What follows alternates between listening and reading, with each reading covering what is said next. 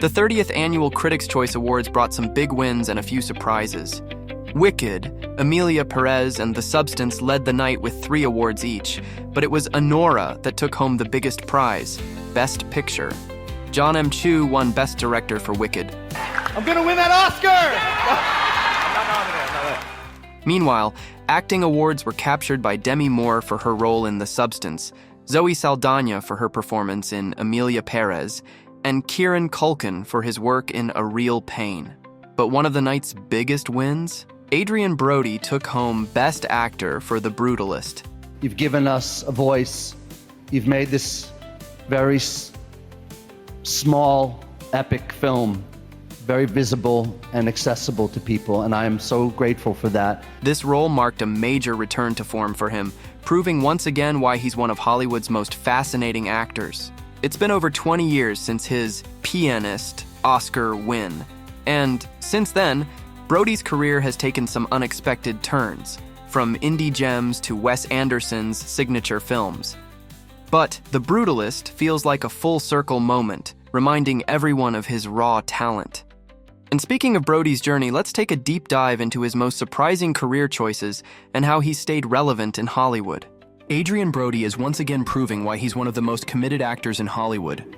In The Brutalist, he completely transforms into Laszlo Toth, a Jewish-Hungarian architect navigating life in post-Holocaust America, and the result is nothing short of extraordinary.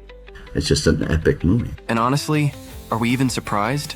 This is Adrien Brody we're talking about, an actor who doesn't just play a role, he becomes the role. When Adrien was asked what drew him to the project, he was straightforward. The script was so beautiful and complex, he shared.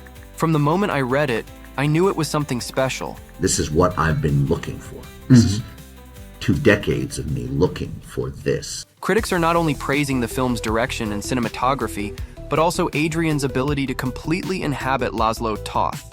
And when Adrien talks about his process, you realize just how much heart and soul he pours into his characters. I always need to feel like the least amount of acting I can do, the better I can be. Adrien explained that his goal as an actor is to really live in the character's world and connect with their emotions and experiences in a way that feels authentic. Hate the term acting because it's so superficial and so surface. And he is not afraid to push himself to the limit to achieve that authenticity. I am very happy to work myself to exhaustion and feel that gamut of emotions. That is very fulfilling, he said. It is a joy to connect to something if it has meaning. The key to being a great actor is to be free of that sense of self. This approach has been a hallmark of Adrien's career. He's no stranger to going all in, sometimes at great personal cost. For The Jacket, for example, he insisted on staying in a straitjacket to truly understand his character's confinement. During the filming of Summer of Sam, he broke his nose when a co-star accidentally punched him in the face, leaving him with a permanent dent. I love people and study people and human individuality. And For Wrecked, Adrien went full survivalist, eating ants and worms to capture the rawness of being stranded in the woods. And for Oxygen, he didn't settle for prosthetics. He got actual metal braces for the role. I didn't know how painful that was until they stuck in pliers and ripped them off my teeth at the end, he confessed. It's challenging, but it's done for integrity and devotion. But none of these transformations were as extreme or as traumatic as the one he underwent for his Oscar-winning role in The Pianist. That role didn't just change his career, it changed him. The responsibility that I felt in carrying that role and the process, and so deep, so profound, that it never left me. To portray Holocaust survivor Władysław Szpilman, Adrien lost 30 pounds on a near-starvation diet, dropping to just 129 pounds. He barely drank water during filming, and later revealed that the physical and emotional toll left him with insomnia, panic attacks, and even PTSD. I definitely had an eating disorder for at least a year, he admitted. And then I was depressed for a year, if not a lifetime. I'm kidding. Adrien's ability to find humor in such a grueling experience speaks volumes about his resilience. but it's clear that the role stayed with him long after the cameras stopped rolling. His first step into immersing himself in the part was to actually learn how to play the piano. He spent hours every day practicing the pieces that he would be performing in the film because he felt like it was important that he really played the piano and wasn't just pretending to do so. I would have piano lessons every day because it was very important for Roman that I learn to play so that he could actually use it. And fortunately, I was able to pick up a lot pretty quickly, practice all the time. The next thing he did is probably the most dangerous, and it practically put his life on the line for his performance. Adrien began to starve himself for his role. As a result of the war, his character in the film survives on very little to almost no food for months, looking terribly thin and frail. The actor ended up losing around 30 pounds for these scenes, getting down to a dwindling 130 pounds. There is an emptiness that comes with really starving that I hadn't experienced. I couldn't have acted that without knowing it. I've experienced loss. I've experienced sadness in my life, but I didn't know the desperation that comes with hunger. Before you think that he was done there, Adrien took his immersion into his character another step further. In order for him to really understand the loneliness, isolation, and poverty his character felt, the actor decided to put himself in the same position. And I also chose to isolate myself for that time to I felt that I needed to experience a level of loneliness and deprivation. He sold his car, moved out of his apartment, and did everything he could to leave behind his materialistic belongings. His dedication to his character became so intense and overwhelming that his girlfriend at the time even broke up with him. I was in a very dark, sad, raw place all day, every day. There was no moment to leave it. There was only time for sleep. Even though it exhausted me emotionally and used me up, it was the price I had to pay. And a price he did pay indeed. Even after his work with The Pianist was done, and he had the Golden Oscar win in his pocket, Brody's mental health had already begun to decline, and he suffered from terrible depression. It wasn't just depression, it was a mourning. I was very disturbed by what I embraced in making that film, and of the awareness that it opened up in me. Brody spent the year following the completion of the film sleeping on friends' couches, and trying to reconnect with the loved ones that he had spent so much time pushing away. He was trying to put the pieces of what he remembered to be a normal life, but somehow he wasn't able to shake off the dark hole that The Pianist had left in his soul. The actor struggled to face the fact that his life was completely changed by the impact that the film had on the world and on his career. Everywhere he turned, there was paparazzi there, ready to take his picture and bombard him with questions about his personal life.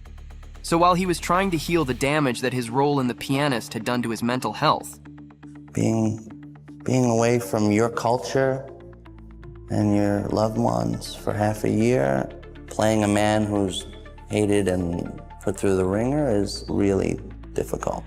he was trying to come to terms with the fact that he was now a celebrity and his life would never be the same again. Being anonymous is a great luxury. It's a big loss to lose that.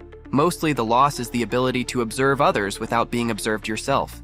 And as an actor, that is your key tool. It's also safe to say that Brody faced a string of bad luck after his acclaimed Oscar win.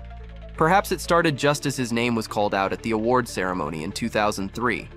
Halle Berry called the actor on stage, and in one of Brody's more infamous moments, he grabbed presenter Halle Berry and kissed her, right on the stage for everyone to see. That was not planned. I knew nothing about it. I was like, what the A is happening right now?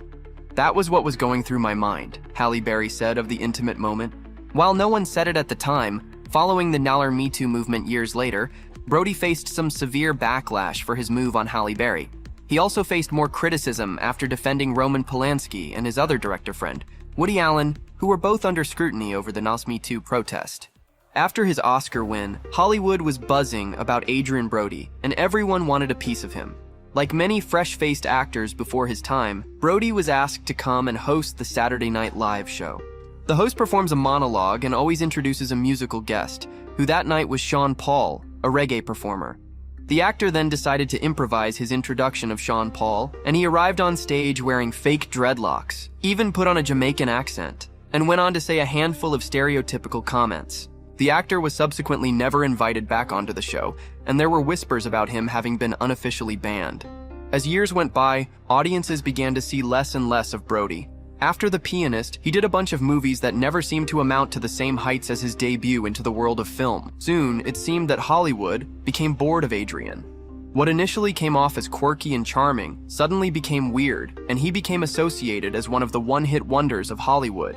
The world of fame basically swallowed him, chewed him up, and spat him back out, without even a second glance. No one thought that perhaps deep down, the actor was still suffering from the trauma that he put himself through for The Pianist. He was the youngest man to ever win an Oscar for Best Leading Role, and Hollywood dumped him. It might be also fair to say that Brody peaked in his career too soon, becoming a victim of his own success. I was perceived as this very serious, dramatic actor, and he felt like this had resulted in him being typecast, especially when he so desperately wanted to express himself in many different ways. He's always believed that the purpose of being an actor is to be as much of a chameleon as possible. It seems over the most recent years that Adrien has been making a slow return to cinema, but is very specific about the roles he takes on. He's spoken about how much he enjoys working with director Wes Anderson, because he's allowed the freedom to have fun and perform as interesting characters, rather than be restricted and typecast. It might have surprised fans to see Brody in Anderson's films like The Darjeeling Limited or The Grand Budapest Hotel, but the actor admits that these movies have made him feel like he could open up and become his true self once again. I crack myself up all the time, whether I'm doing something stupid or saying something ridiculous, and being able to harness that and bring laughter and lightness, that is something that I've always yearned to do with my work. During his time away from the spotlight of Hollywood fame, he spent a lot of time painting, but he's also gone and finally found love with none other than Harvey Weinstein's ex-wife, Georgina Chapman. The actor has never been married and had a few relationships over the years, but maybe this time with Chapman will be different. The pair locked eyes at an event, and something seemed to just click. It should come to no surprise that Georgina has been going through a difficult time over the past few years, feeling an immense amount of shame and embarrassment over the behavior of her ex-husband. Reports claim that Chapman and Brody have found solace in one another and are having a wonderful time together.